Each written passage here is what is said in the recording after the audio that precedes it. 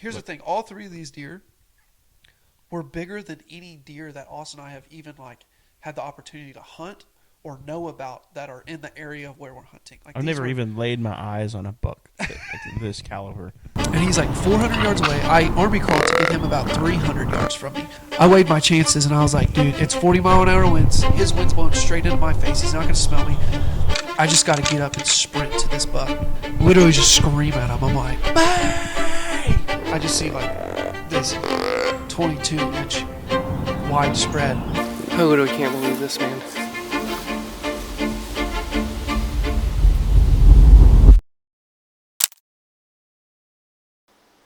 Alright, little change of pace from public land today, but I'm super excited. I'm here with my dad. We're gonna see if we can get on some deer. I have a buddy who's letting me hunt on his property. It's a huge blessing. He sent me some pictures of some bucks that I'm allowed to shoot.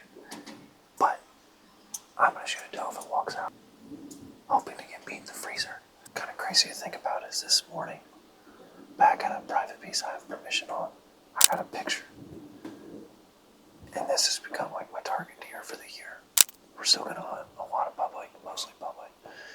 But when November rolls around, we're gonna try to hone in on this deer. Austin and I.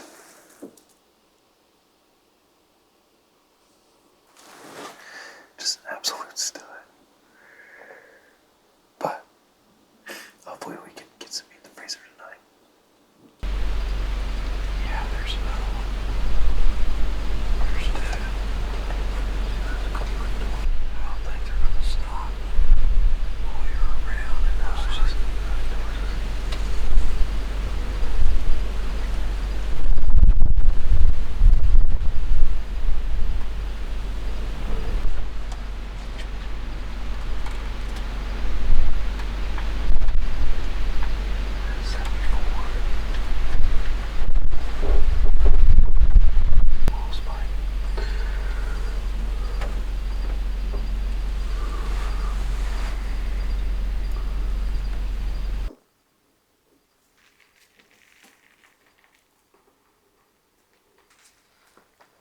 that bug is in the food plot again. See, little spike. You gotta get a picture of it first. He's gonna come over here.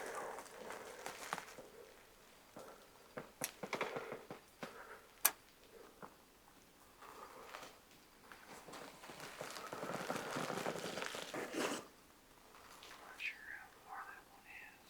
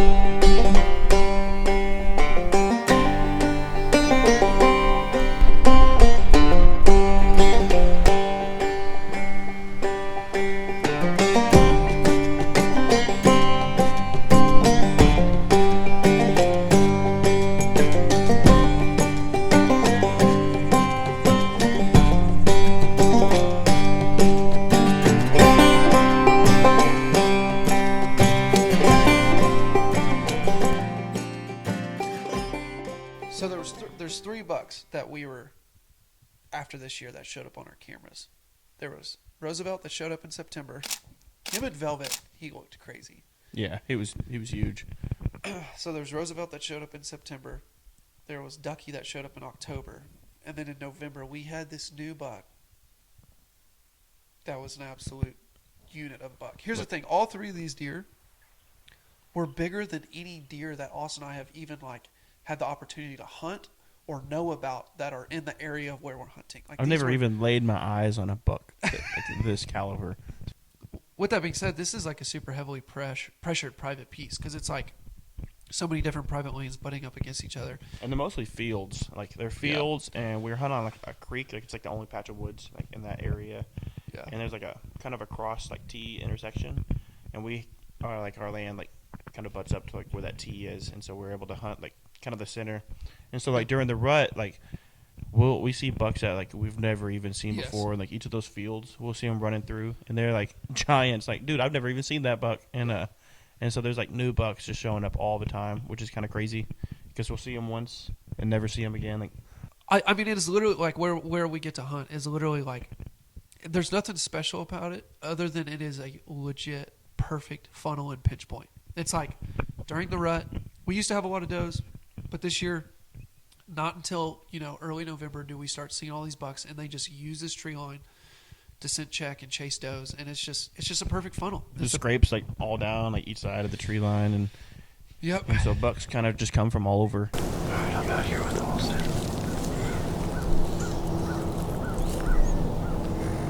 We got out here super early. Today I probably won't shoot a doe just because we don't have that many on camera. We really want to keep does around for the rut. This spot is really good during the rut. We killed some big bucks out here.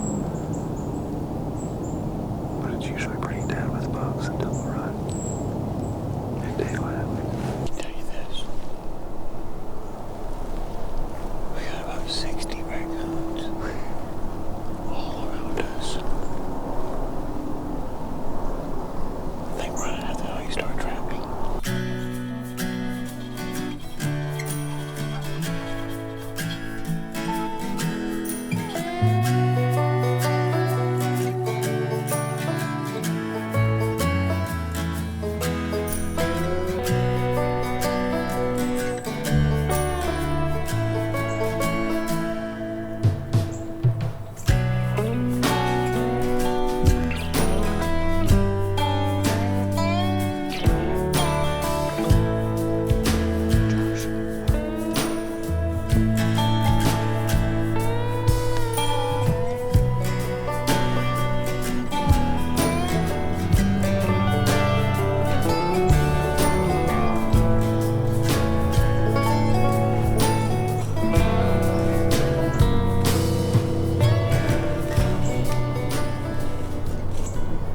We had a doe right underneath us. I contemplated shooting her for a while, but we just don't have a ton of doe activity this year. So I want to try to keep her around. It was good hunt, lots of activity. We had that young buck and that doe come in, so can't complain. Good start to the season at this spot. Alright, it is 6:10 and it is Halloween morning. I just got out to this piece of property that I've had permission to hunt over the past 4 years. Traditionally, today has been a very good morning to hunt in this spot, so I wanted to come out here. We've got Roosevelt, which is just an absolute giant that has all kinds of weird stuff going on. And then we have this new buck that we're calling Ducky. He showed up October 18th, hasn't come back since, but if he's around and I can call him up, it would be literally insane. He's this crazy, like, mass, wide buck. We've had such a mild, dry October, and this is kind of our first, like, significant cold snap. So I have a lot of high hopes. I'm hoping I can make it happen, but we'll see what happens. Praying that the Lord blesses today.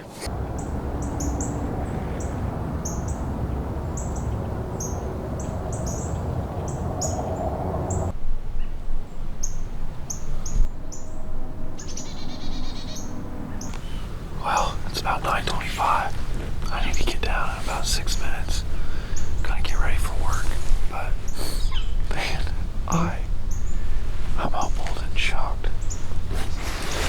Did not see a single deer today. Right, I just got back out to the ranch. Was here a couple days ago. Saw a good amount of does, which was good, and then saw a young buck right there at last light. But I'm in a new spot today that I'm super excited about.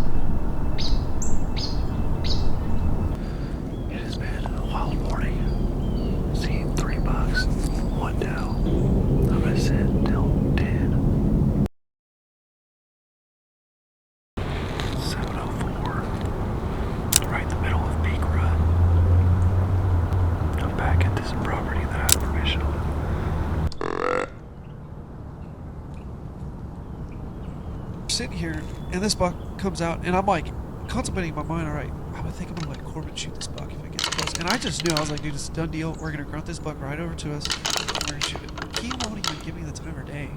I'm grunting, I'm rattling at him, and I'm trying not to overdo it, but I get to the point where I'm getting desperate because I'm like, man, Corbin has never shot a deer, period. So I was like, this would be awesome. All of a sudden, he works this scrape, which, backstory on that, we used to be able to hunt over this scrape, but we lost permission from the landowner. He pushed us back down in this spot that we're confined to now. But it was painful to see, this buck like working the scrape right there. Dude is right there. So he's working this scrape, and I'm talking to Corbin, and I was like, was that not awesome, dude? He's like, dude, that was so cool. And all of a sudden, we hear intense, like, horns clanking together.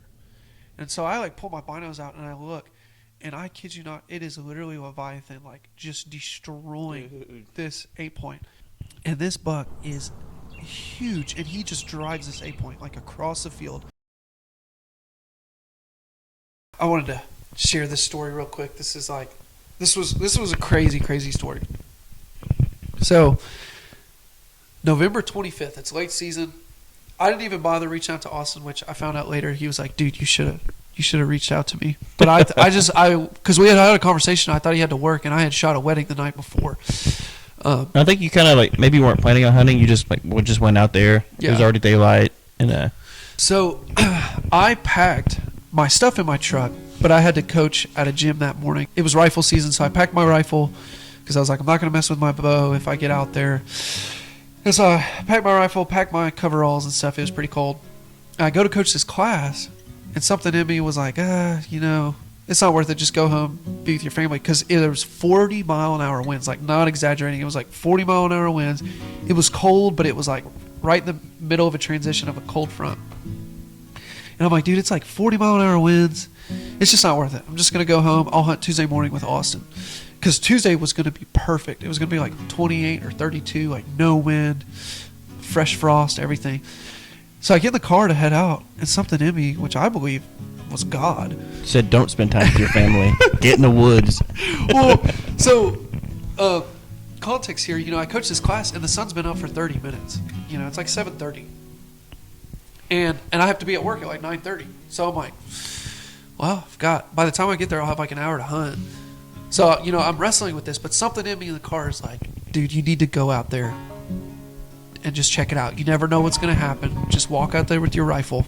I drive straight from this gym up to this spot, and I kid you not, I get my coveralls, I throw my 30-06 over my shoulder. It's like 40-mile-an-hour winds blowing on me, and I see a deer crossing the field at like 450 yards from me. And I'm like, oh, it looks like a buck, but it doesn't look that huge. I can't really tell. It just kind of looks, it's far away. I have this sugarberry tree in between him and I, and he's like 400 yards away. I army crawled to get him about 300 yards from me.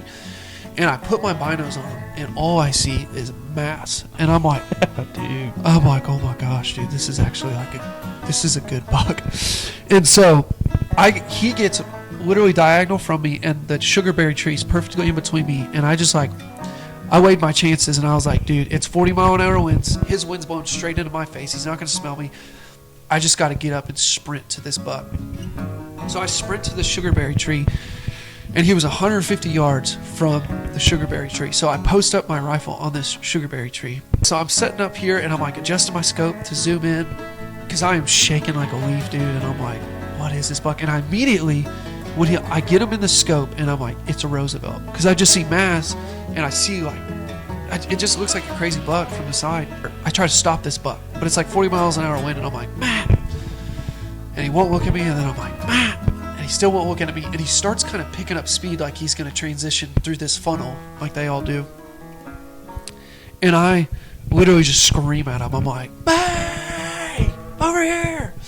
And when he turns, I realized, oh, this is not Roosevelt. This is Ducky. And, the rest is history. I was able to steady my crosshairs and just mow this buck over. Literally perfect scenario. And then if I was, 5 minutes late, I would have never seen that deer. So it felt like a blessing from God.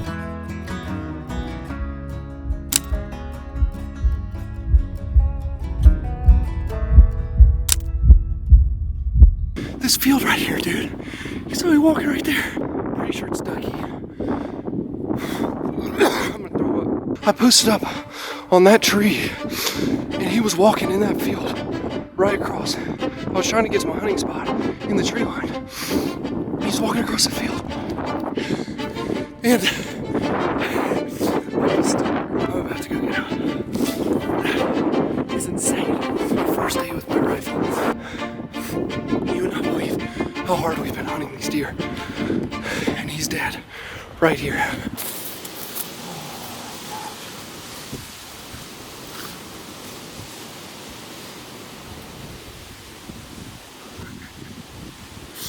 Look at that bug. With the mass on this deer, dude, it is just insane, dude. Insane. I cannot believe this, dude. Oh my gosh, look how white he is. Just the straight mass on this buck. I can't get over the mass on this buck.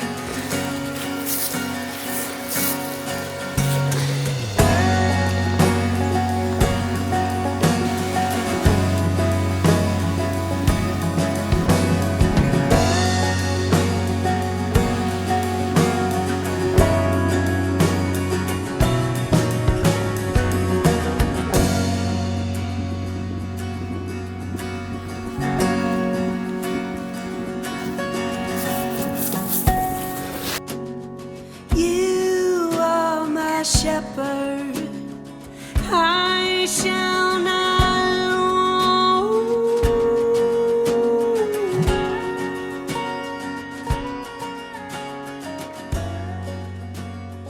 You are my refuge.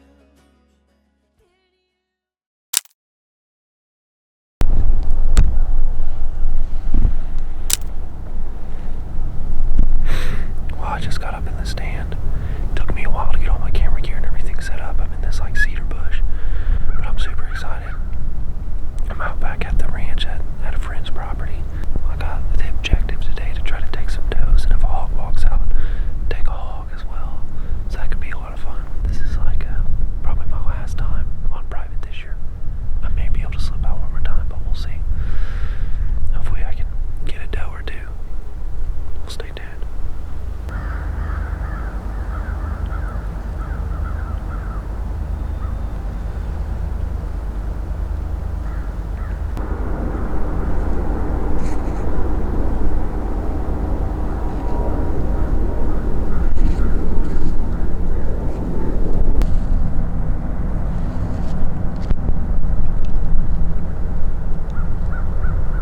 I have pretty high hopes that something will walk by before the sun goes down.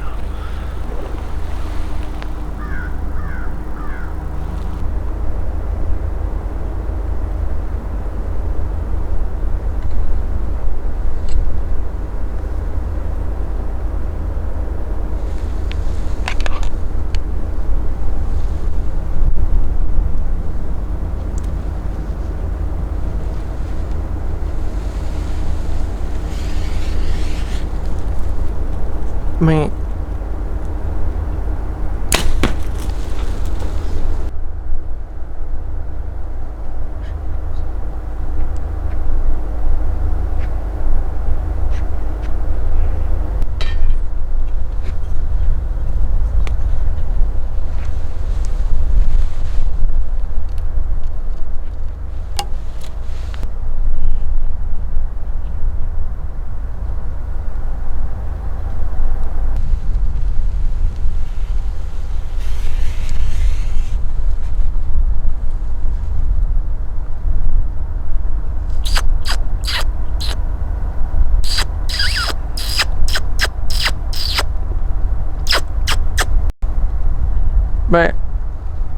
But but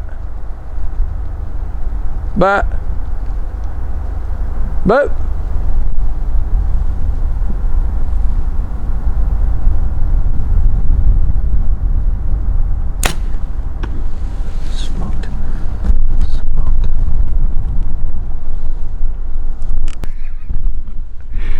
That second one, dude, was a 50-yard shot.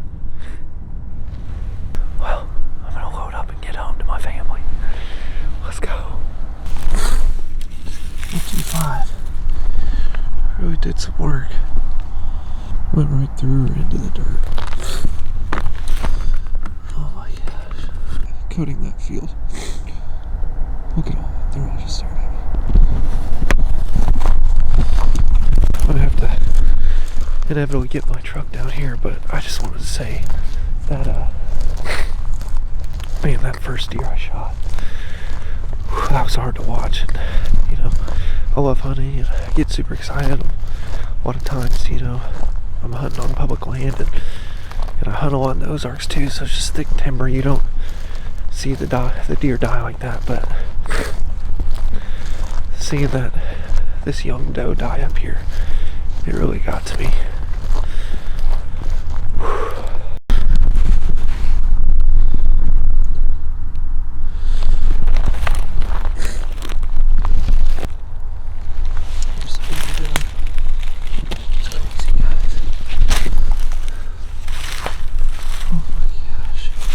This was a 50-yard shot. I'm really proud of this one. Oh, thank you, Lord. The creek's all iced over. Alright, I'm gonna get her out of here. Get my truck up and get out of here. Muzzy did some serious damage.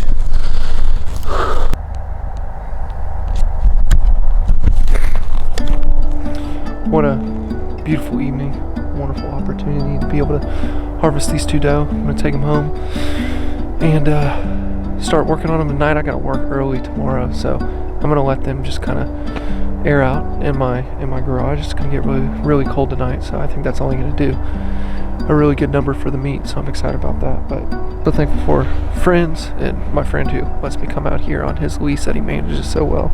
It's such a blessing, and I'm just so thankful for the gift of wild game and being able to feed my family with it.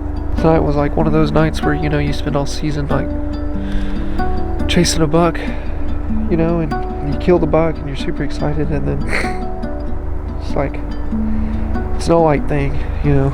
I don't think any hunter takes it lightly, you know, that we get the privilege to do this, and it is taking life, and it's really somber, but I am thankful to God for providing this. But bless you guys. Thank you for watching the private series. I hope that you were blessed by this, and see you next season. This is going to kind of cap out season 2024 into 25. So, till next time.